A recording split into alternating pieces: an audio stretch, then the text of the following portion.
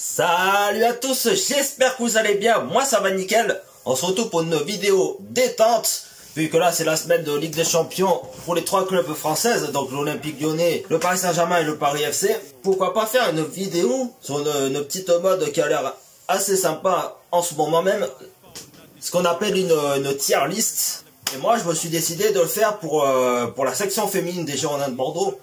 Donc vu que ça fait quasiment 9 ans que le projet a vu le jour, donc en 2015, et 8 ans que les Bordelaises sont en D1 féminine, donc je me suis dit pourquoi pas faire une petite tier list de la saison que j'ai trouvée moins intéressante à la saison plus intéressante. Donc sur ce les amis, on est parti pour la vidéo.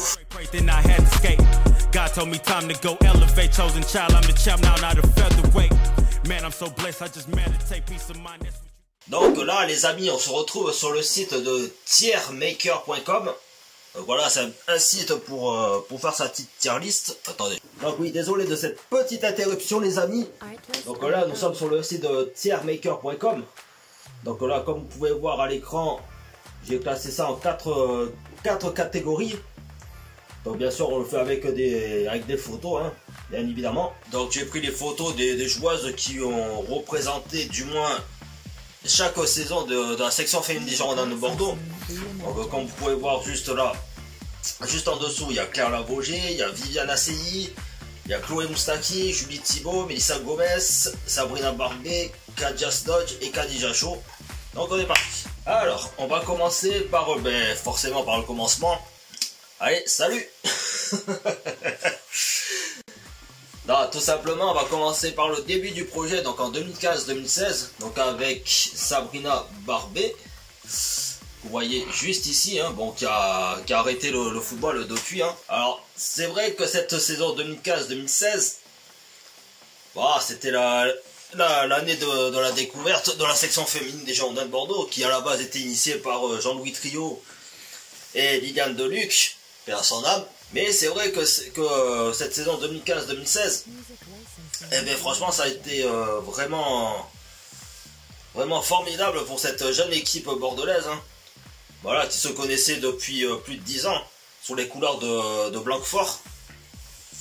Donc avec Andrea Lardès, Sarah Cambo, Juliette Loubagne, Sophie Stillard et ainsi de suite. Et franchement cette saison 2015-2016 qui, je rappelle, à la base devait être juste l'objectif du maintien en deuxième division, vu que la transition entre Blanquefort et Bordeaux s'est fait à ce niveau-là. Mais suite justement au bon résultat durant la saison 2015-2016, ils se sont dit pourquoi pas tenter le pari justement de monter en D1 féminine l'année suivante. Bah, très bien, c'est ce qui s'est réellement passé au final.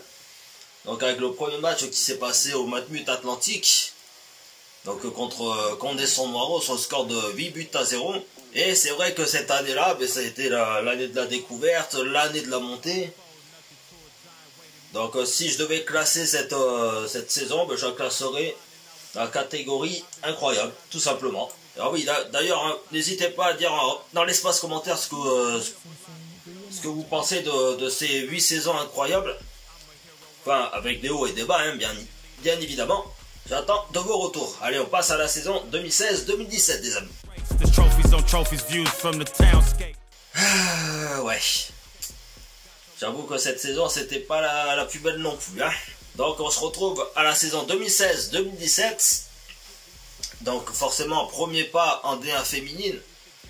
Et qui dit D1 féminine, dit forcément un renfort dans l'effectif.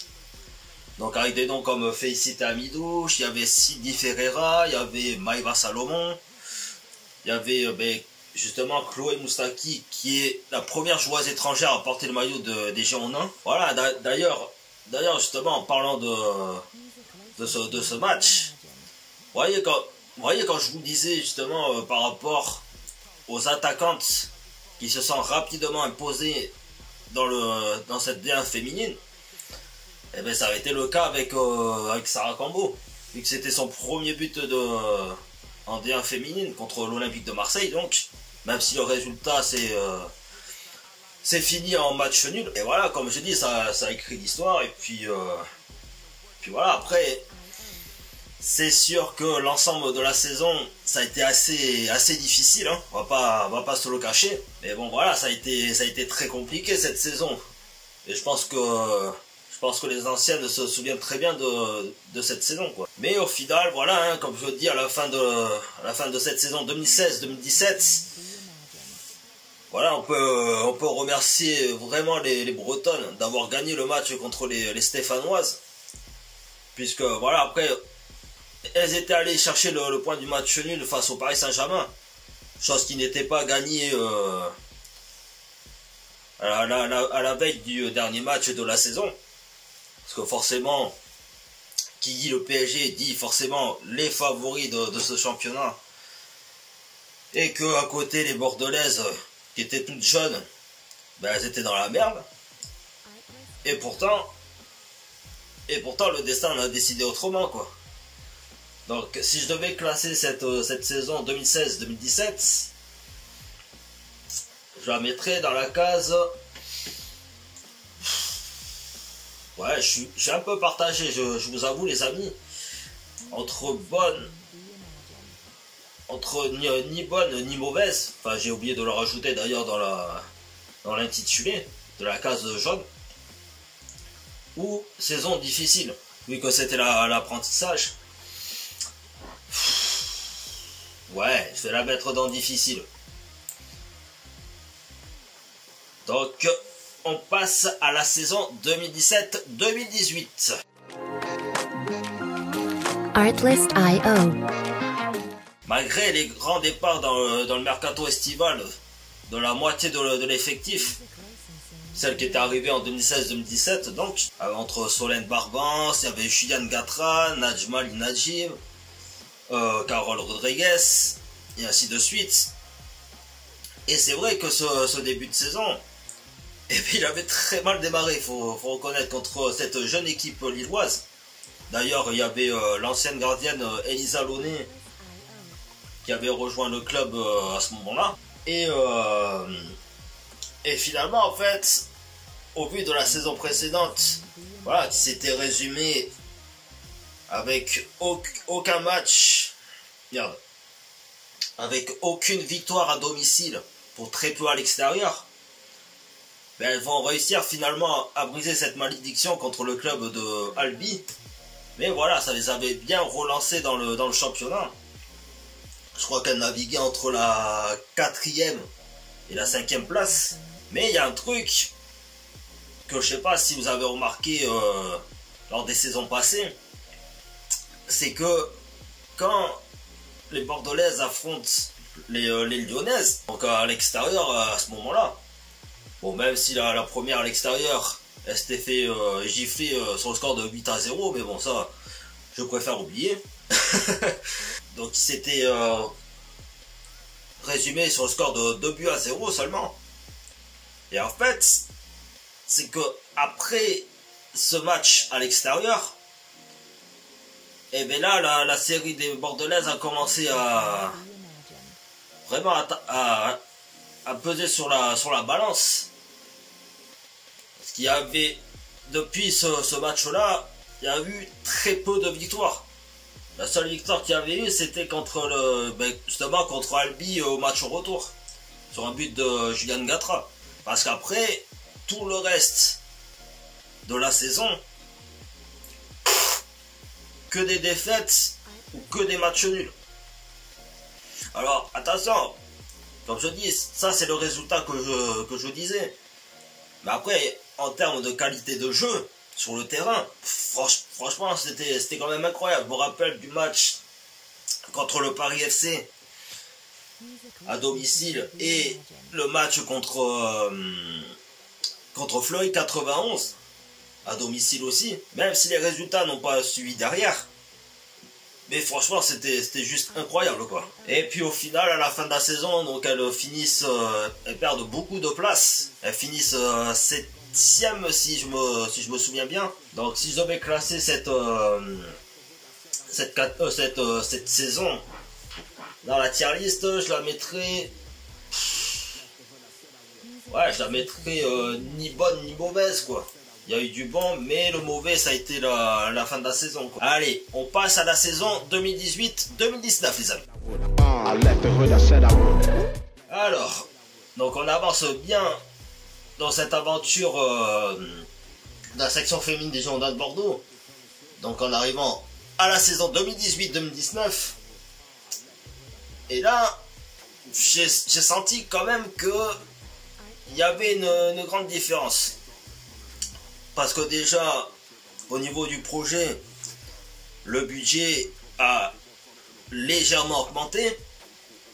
Ce qui a permis de recruter de joueuses comme Claire Lavogé ou Viviane Asseyi par exemple. Après voilà, Claire Lavogé, pour rappel, elle avait quitté l'Olympique Lyonnais pour venir à Fleury 91 sur le forme d'un prêt avant de signer au Girondins de Bordeaux en 2018.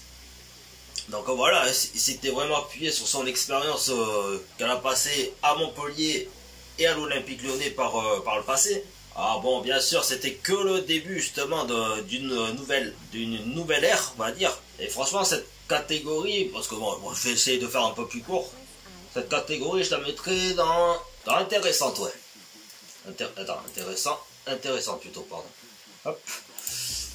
Donc on passe, alors, petite précision, suite à l'arrêt du championnat dû au confinement à cause de la Covid-19, donc entre 2019 et 2020, on va passer directement à la saison 2020-2021, les amis. Let's go. Étant donné que la saison 2019-2020 n'a pas pu se dérouler jusqu'au bout à cause de la Covid-19, même avec l'arrivée donc de Khadija Cho et de Kaja Snodge, eh ben je peux vous dire que vraiment cette saison 2020-2021, ben pour moi, et je pense que comme pour vous aussi qui êtes derrière l'écran, je pense que ça a été la saison la plus mémorable de l'histoire de la section féminine des Girondins de Bordeaux, quoi.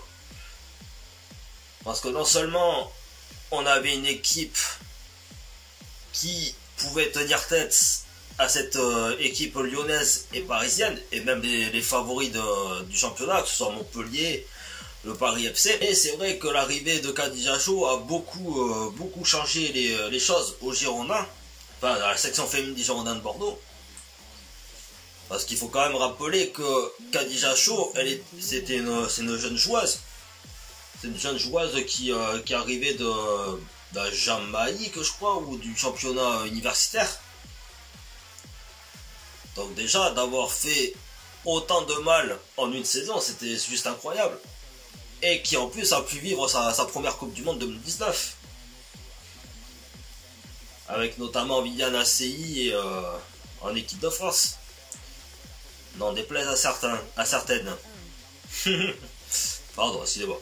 Et c'est vrai que cette saison 2020-2021 marque l'histoire à jamais de la section féminine des Girondins de Bordeaux. La Fédération française de football avait mis une nouvelle formule qui est que la troisième équipe des 12 clubs arriverait à la troisième position serait qualifiée en Ligue des Champions l'année suivante. Puisqu'au final, voilà, en 2021, elles se sont qualifiées pour la première fois de l'histoire en Ligue des Champions. Bon, malgré que nos anciennes joueuses Julie Thibault et Delphine Châtelain malheureusement n'ont pas pu vivre cette expérience européenne à cause de leur grave blessure au ligament croisé. Enfin, Julie Thibault, c'était en pleine saison contre Montpellier, et Delphine Châtelain justement vraiment à une marche de l'entrée en Ligue des Champions. Cette salope d'Allemande, elle lui fait la faute qui lui privera de cette Ligue des Champions, quoi. Oui, bon, attends, excusez-moi, hein. Elle fait la faute, elle s'excuse même pas, donc oui, je la traite de salope, qu'est-ce que vous voulez que je vous dise? Donc, cette saison, si je devais la classer dans cette tier list, je la mettrais sur... Bah, tout simplement incroyable, hein. Qu'est-ce que vous voulez que je... De la saison 2021 à la saison 2023, eh ben là, ça a été la chute libre. Alors, quand je dis la chute libre, voilà, on a pu quand même vivre cette grande expérience de Ligue des Champions, même si ça a été court à cause de l'élimination contre le club de Wolfsburg. Et franchement, si je devais retenir la Ligue des Champions à ce moment-là, ben c'est le but magnifique de Mikaela Cardia contre Wolfsburg. Une frappe enroulée du pied gauche. Franchement, je m'en souviendrai toute ma vie de ce but. C'est vrai qu'il y a un truc qui m'a un peu gavé, on va dire. Oui, expression du sud-ouest, il faut quand même préciser. Justement, c'est le fait que déjà qu'au mercato estival, on laisse partir une joueuse comme Khadija Cho qui avait contribué justement à ce que cette équipe bordelaise soit en Ligue des Champions cette année-là, enfin en 2021-2022. Même de Estelle Cascarino, donc la sœur jumelle de Delphine. Cascarino, je précise, hein, pas Châtelain. Ouais, du fait que la direction leur dise qu'ils vont mettre fin aux contrats onéreux, c'est-à-dire les mercatos onéreux, c'est-à-dire les mercatos justement avec les plus grands objectifs de Ligue des Champions ou de remonter en Ligue 1, enfin pour les mecs, hein, bien entendu. Même si au final, voilà, elles ont fini la saison à la 7e place. Mais c'est vrai que ça faisait chier. Au même moment qu'elles étaient entrées dans cette scène européenne, quoi. Placer la catégorie, et même la dernière saison. Donc avec Maël Garbino, Gomez, Dufour et ainsi de suite. Ça a été une saison ni bonne ni mauvaise, quoi. Même si ça pouvait être un petit peu mieux géré niveau argent, quoi. Donc voilà, après, du coup, vu que la saison 2023-2024 n'est pas terminée, je préfère m'arrêter là à la saison 2022-2023. Sur ce les amis, j'espère que cette petite vidéo détente vous aura plu. Si c'est le cas, n'hésitez pas à vous abonner à ma chaîne de YouTube, à lâcher un gros pouce bleu, à me suivre sur ma page Facebook et Instagram qui sont dans la description, ainsi qu'activer la petite cloche pour être au courant de mes prochaines vidéos. Donc là c'est vraiment une petite vidéo détente, vu que c'est la semaine Ligue des Champions pour les 3 clubs françaises, donc que ce soit les Lyonnaises, Parisiennes, du Paris Saint-Germain et du Paris FC. Sur ce, ciao ciao.